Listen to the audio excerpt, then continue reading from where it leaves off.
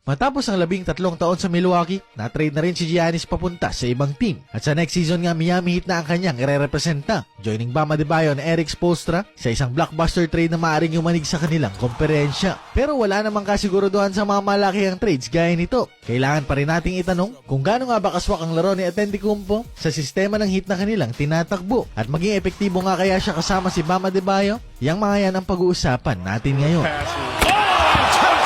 Throws it down.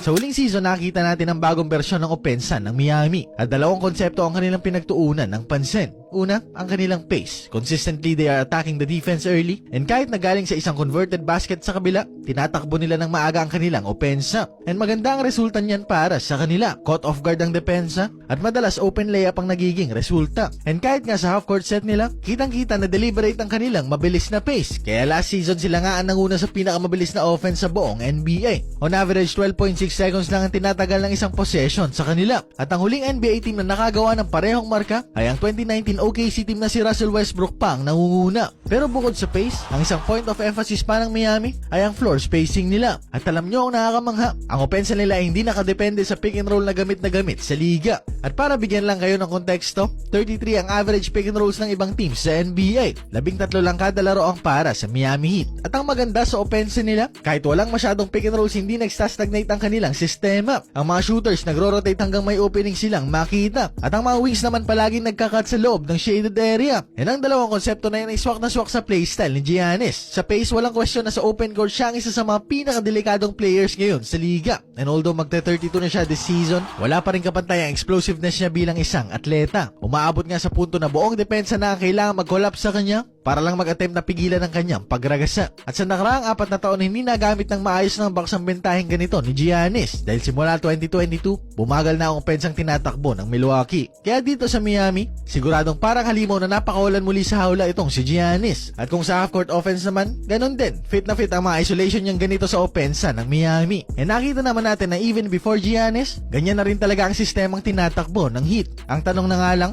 ay kaya ba ng supporting cast ng Miami ay bigyan ng sapat na space si Giannis sa loob? Dahil kung wala rin namang shooters na nakapalibot sa kanya, magko-collapse lang ang depensa sa loob ng pintura. At dyan sila magkaka-problema. Kaya crucial din talaga ang movement at outside shooting ng kanyang mga bagong kasama. At para kay Bam Adebayo, grabe din ang ekspektasyon sa kanya. With Giannis on his side, malaking focus ng depensa ang mawawala sa kanya. At dapat nanda siyang i-take advantage ng espasyong mababakante dahil sa gravity ni Giannis. Pero hindi naman ako masyadong nababahala tungkol dyan. Dahil alam naman natin kung offensive firepower ang usapan, meron naman talaga si Adebayo niyan. Umiscore nga siya ng 83 points kamakailan lang. Kaya ang dapat nating mas abangan ay bukod sa kanilang dalawa ni Giannis, sino pa ang kanilang sasandalan. Ngayong tinrade nga kapalit ni The Greek Freak ang kanilang pinakamatinik na shooter at ang kanilang pinaka-consistent na slasher.